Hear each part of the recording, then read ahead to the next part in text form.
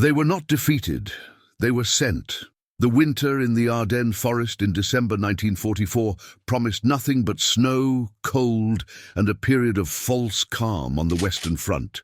Allied troops, exhausted by the long march from Normandy, believed the Germans were on the brink, almost out of breath.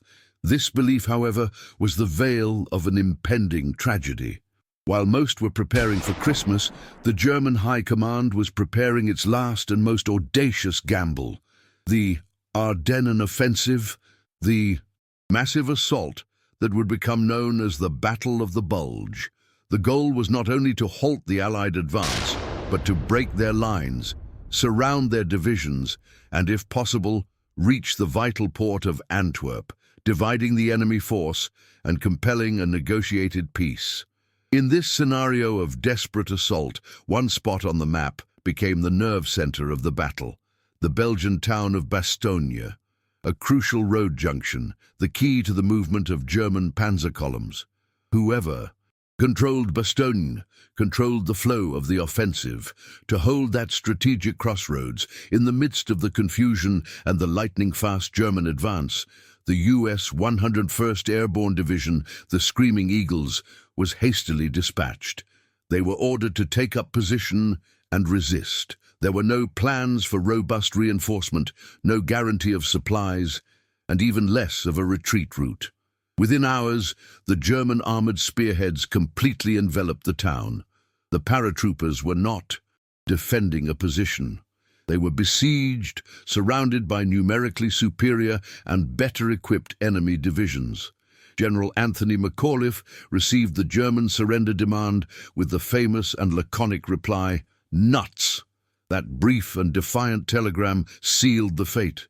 The command had become literal. Hold Bastogne, no matter the casualty rate. There was no way out. The mission was not one of victory, but of sacrifice. Foredoomed, a task imposed by the desperation of war where men were deliberately ordered to advance to die.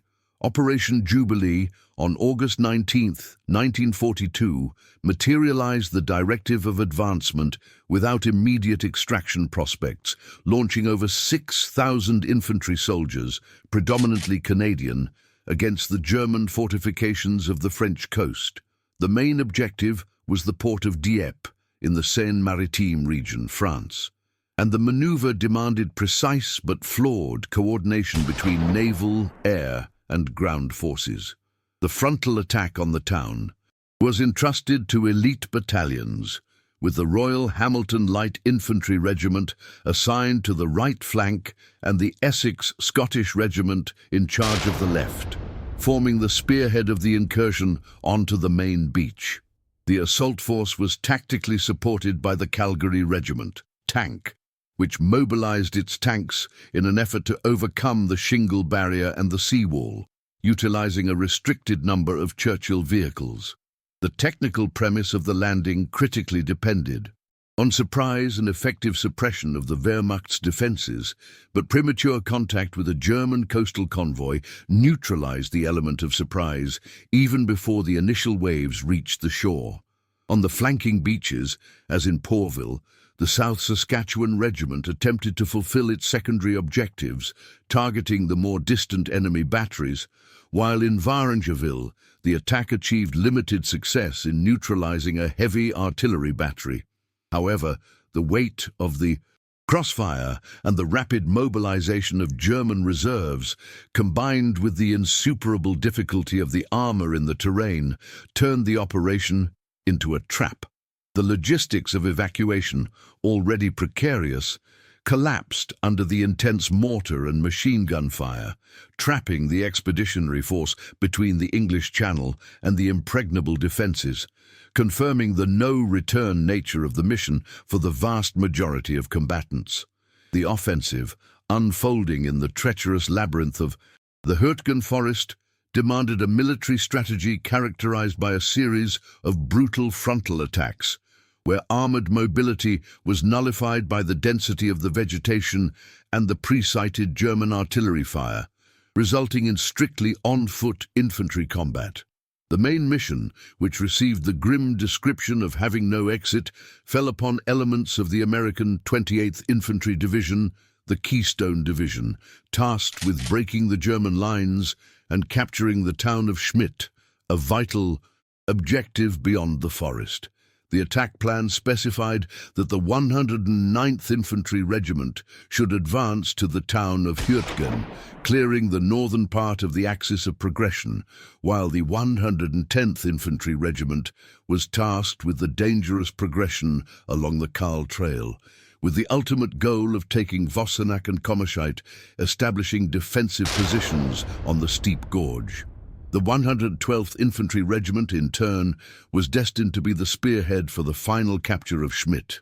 The tactical technique consisted of methodical advance through the trees, where the assault companies, armed with the M1 Garand rifle and supported by Browning automatic rifle, BR, light machine gun teams, faced the entrenched resistance of the German army, which used anti-personnel mines and fortified log bunkers.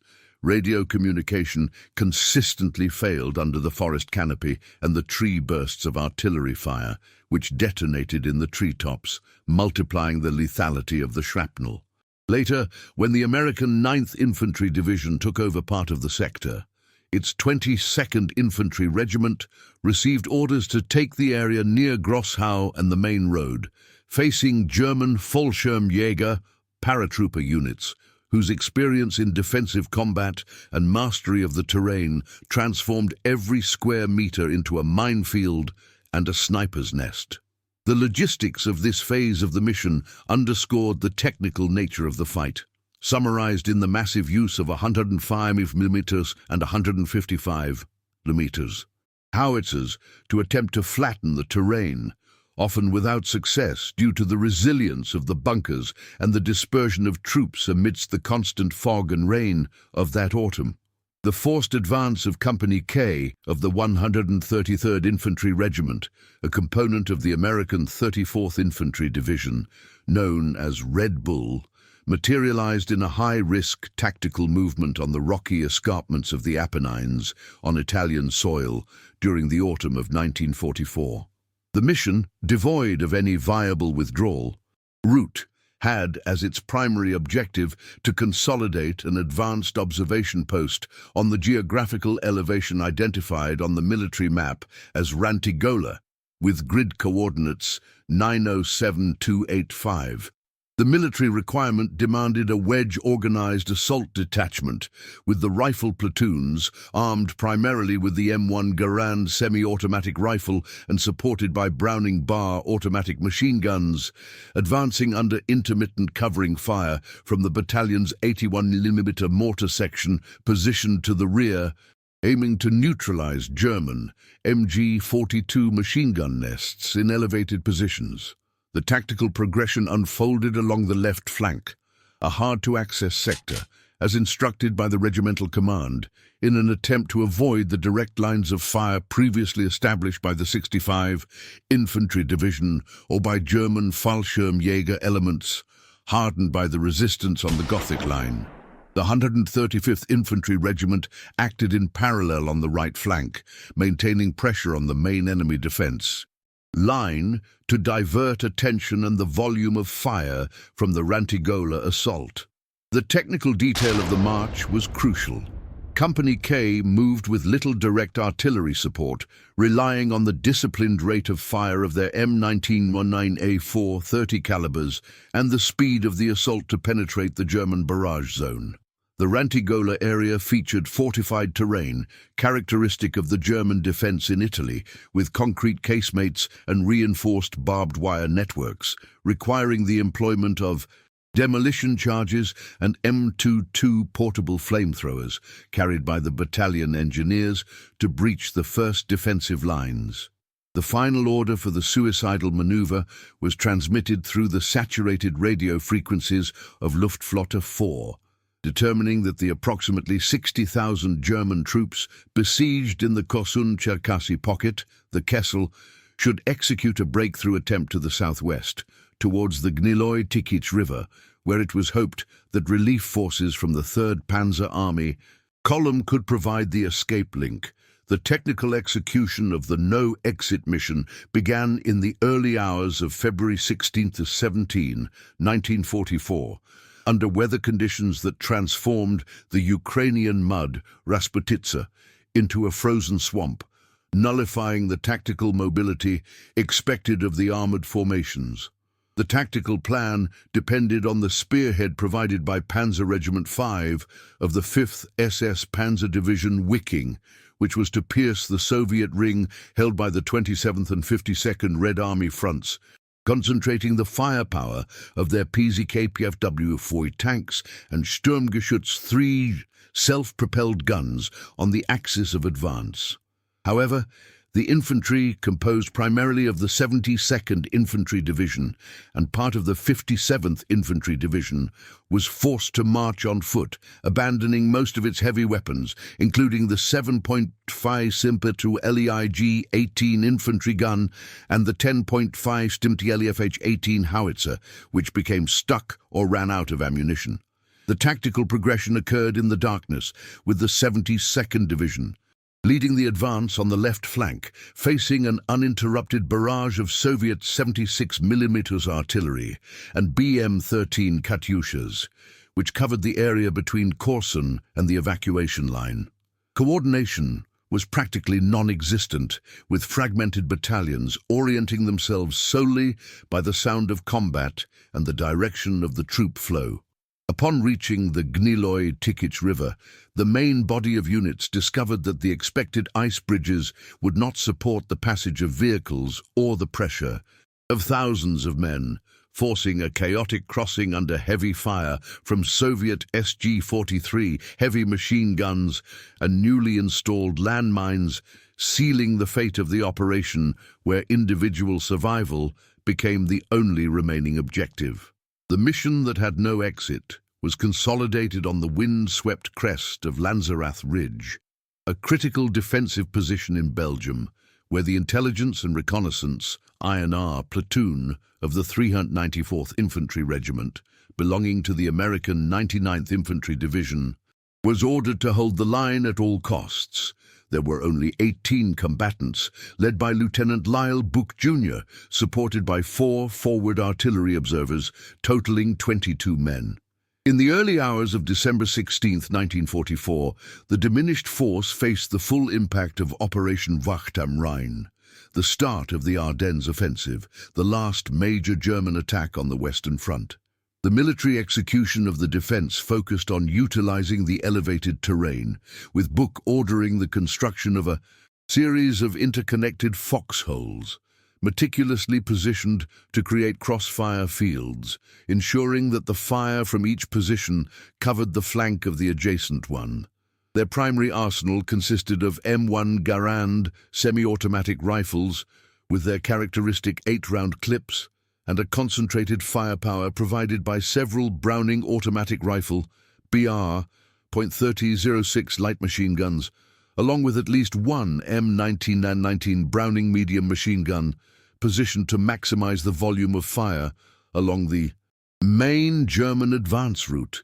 The approaching enemy force was the Kampfgruppe of the German 1st Parachute Division, Fallschirmjäger Division, an elite Wehrmacht unit, which expected a rapid and unopposed advance through the pine forest and the road leading to the strategic Losheimer Graben crossing. The initial advance of the German assault troops in infantry platoon formation was met by a barrage of accurate fire, disorganizing the waves of attack. The numerical superiority was overwhelming, reaching into the hundreds against the mere 22 American defenders. But the technical preparation and fire discipline allowed the small American unit to completely halt the advance of the German infantry for almost an entire day, preventing the use of that key route by subsequent armored forces and, crucially, delaying the schedule of the entire German offensive in the northern sector. The INR platoon, operating without immediate support and with the full awareness that no reinforcements would arrive in time, fulfilled its fatal mandate to fight to the end, with the totality of the 22 men finally being subdued and captured, but not before inflicting disproportionate losses and buying vital hours for the regrouping of Allied defenses further to the rear.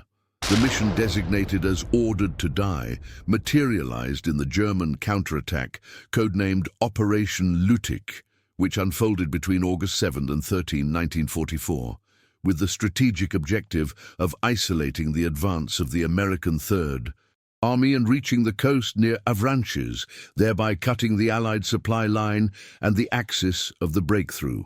The initial impetus for the offensive came from the concentration of Wehrmacht and Waffen-SS panzer forces in the Mortagne region in southern Normandy. The military command was coordinated by the XL Wechens Panzer Corps under the command of General der Panzertruppe Hans Freiherr von Funk, and mobilized armored and mechanized divisions in a desperate effort, but with few chances of success due to air inferiority and scarcity of supplies. The main assault began in the early hours of August 7th, around 0040, and aimed to break the defensive line held by units of the V Corps of the American First Army.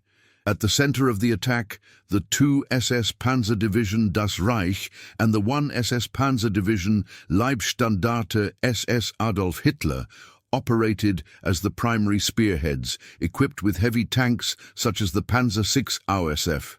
B. Königstiger, Tiger II, the latter being used in one of the last significant offensive efforts on the Western Front. The technical maneuver consisted of a rapid advance, focused on penetrating the weakest American positions and then turning west towards the Avranches Bridge over the Sélune River, the choke point of Patton's advance. The German armored divisions immediately ran into the tenacious resistance of the American 30th Infantry Division, the Old Hickory, whose 117th, 119th, and 120th Infantry Regiments were positioned around Mortagne and the high ground dominating the surrounding landscape. In particular, the 2nd Battalion of the 120th Infantry Regiment held the strategic observation point on Hill 314, a crucial tactical element that allowed them to direct artillery fire against the German armored advance. Despite being surrounded and isolated, this battalion used the artillery of the 8th Corps to disperse the German armored columns in precise strikes. Allied air superiority, represented by the American 9th Air Force and the Royal Air Force, played a decisive role, turning the concentrations of German tanks and support vehicles into easy targets in daylight, transforming the tactical advance into an ordeal of systematic annihilation and confirming the futile sacrifice ordered by the German High Command. The initial assault of Operation Neptune on Omaha Beach on the morning of June 6, 1944, placed the 116th Infantry Regiment of the U.S. 29th Infantry Division, codename Blue and Gray, in a tactical situation of predetermined annihilation.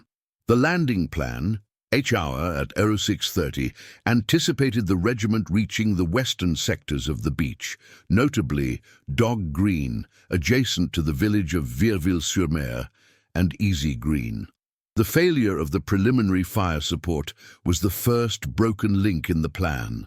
The 40-minute naval and aerial bombardment, intended to neutralize the German strongpoints, was ineffective due to bad weather, aiming error, and the concern of not hitting Allied troops in the landing. Craft, vehicle, personnel, LCVP. Consequently, the German coastal defenses, operated by the 352nd Infantry Division, previously underestimated by Allied intelligence, remained intact and fully manned. The terrain of Omaha, a stretch of sand up to 300 meters, followed by a crest and steep bluffs, offered the defense a clear and fatal line of sight. The first wave of landings in the Dog Green sector was primarily launched by Company A of the 1st Battalion, 116th Infantry Regiment. Due to the current and the inexperience of the crews, the landing craft were dispersed and delayed, arriving at an organized hell of crossfire. Troops emerged from the LCVPs and the larger landing craft Assault LCA, carrying M1 Garand rifles, Thompson submachine guns, and Browning M1918 BR machine guns, but the density of enemy fire emanating from German resistance nests, Widerstandsnester WN, such as the crucial WN72 near Vierville, prevented any immediate offensive movement. WN72 was composed of concrete casemates and interconnected trenches, housing MG42 machine guns with a devastating rate of fire, as well as mortars and field guns. In the Easy Green sector, the situation was no less catastrophic. Support from amphibious DD tanks, M4 Sherman duplex drive, was almost nil. Of the 32 tanks designated for the western sector, 27 sank in the turbulent waters of the channel before reaching the beach, depriving the infantry of vital anti-casemate firepower. Soldiers who managed to reach the beach obstacles, Czech hedgehogs, stakes and teller mines, were trapped between the barriers, the sea and the relentless flanking fire, forcing them to use the obstacles as the only possible cover on the open sand. Company A of the 116th Regiment, for example, suffered over 90% casualties in minutes, most killed or wounded in the low tide zone, where the mission to press forward, with no possibility of retreat or effective reinforcement, became their final sentence. The no-return mission was decreed with the siege of the Russian town of Kulm in the northern sector of the Eastern Front, starting from January 23, 1942, resulting in the formation of Kampfgruppe Scherer. The location, a small defensive patch of approximately 2 square kilometers in the Veliky Luki region, became a crucial holding point in the advance of the Red Army. Command of the defense fell to Major General Theodor Scherer, whose force was a heterogeneous amalgam of approximately 5,500 men, initially centered on elements of the 553rd Infantry Regiment, in addition to rear security units, engineering battalions, Luftwaffe troops, and even administrative personnel, forced to take up rifles to maintain a tactically unsustainable perimeter. The military requirement of the siege depended entirely on air support from the Luftwaffe, the only supply route. The improvised landing strip in the central square of Kulm regularly received Junkers Ju-52 Sreen transport aircraft, which were vital for the airdrop of about 200 tons of supplies per day, consisting of 7.92mm ammunition for MG-34 and MG-42 machine guns, rations, and the essential 75mm and 105mm supply for the defensive artillery, whose pieces were scarce. The defensive positions were structured around rubble and trenches dug into the frozen ground, fortified with tree trunks facing the continuous waves of Soviet infantry. Russian artillery, frequently employing 120mm mortars and divisional guns, concentrated destructive fire on the perimeter, which lacked tactical depth, forcing Scherer's troops into close-range engagements and localized counterattacks, often led by non-commissioned officers to recapture lost perimeter sections, where the loss of just a few dozen meters meant fatal penetration of the pocket. The mission to hold Kulm for 105 days, under the constant threat of total annihilation, became a symbol of German resistance, with the only exit being persistence until the arrival of the external relief force. The mission, ordered to advance to death, reached its climax on the wind-swept crest of Mont Ormel, a high point in Coudeharde, Normandy, known to the Allies as Hill 262 South or Makzuga, the Mace. The Polish 1st Armoured Division, under the command of General Stanisław Maciek, received orders to close and maintain the last escape bottleneck for approximately 50,000 German soldiers encircled in the Falaise pocket, a military requirement that, by definition, was a no-return one, as they positioned themselves over the final objective of the enemy's escape, The tactical maneuver led the Polish 1st Armoured Regiment and the Podhale Rifle Battalion to establish defensive positions on Hill 262, armed primarily with M4 Sherman tanks and 17-pounder anti-tank guns. Starting from August 19, 1944, the execution of the mission transformed the high ground into an isolated fortress. The Polish encirclement immediately triggered a violent reaction from the 2nd SS Panzer Corps, desperately trying to break through eastward across the Mace. Units such as the 9th SS Panzer Division Hohenstaufen and the 10th SS Panzer Division Frundsberg, supported by elements of the 102nd SS Heavy Tank Battalion, SSSPP's Apt 102, with their heavy Tiger tanks, launched continuous and coordinated attacks. The Polish defensive technique consisted of maintaining the Sherman tanks on the hilltop to fire directly onto the German retreat routes in the Dives River Valley, while the infantry of the Podhale Rifle Battalion secured the more vulnerable perimeters, defending against assaults by dismounted SS Panzer Grenadiers. The concentration of German artillery fire was relentless, aimed at destroying the static Polish positions and opening a breach for the exit of their transport columns and armored vehicles. The logistical situation reached a critical point on August 20th, when the resupply of ammunition and supplies became almost impossible. Polish soldiers had to resort to using captured weapons and German mortar ammunition in a hand-to-hand combat that lasted for 72 uninterrupted hours of artillery, mortars and frontal charges, cementing the technical sacrifice of an isolated force that fulfilled its blocking mandate to the last man and the last shell. The mission ordered to die, the World War II mission that had no exit, the fateful crossing of the Rapido or Gari River in January 1944, ended in a catastrophic bloodbath. The real casualties. The U.S. 36th Infantry Division, the Texas Division, was devastated. In just 48 hours of combat, the division suffered 1,781 casualties, including killed, wounded, and missing. The bank of the Rapido River turned into an improvised cemetery, and the division was withdrawn from the front line, severely crippled and demoralized. For the survivors, the trauma lasted a lifetime. The fate of those involved. The soldiers who survived returned home with the weight of a useless defeat. In their outrage, veterans and the families of the victims formed a group that pressured the U.S. Congress for a formal investigation, demanding accountability from the High Command. Major General Fred L. Walker, commander of the 36th Division, obeyed the order to attack. Although public opinion and veterans considered him a hero for having tried to save his men, he was never disciplined for the tragedy. General Mark W. Clark, commander of the U.S. Fifth Army and the source of the attack order, was the main target of the demands for investigation.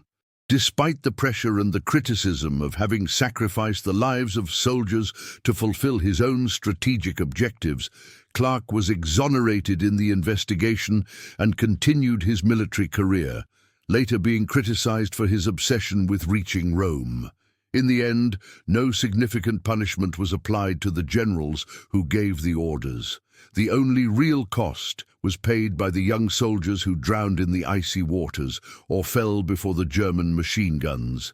The story of the Rapido River remains a grim reminder of when blind obedience clashed with the brutal reality of war.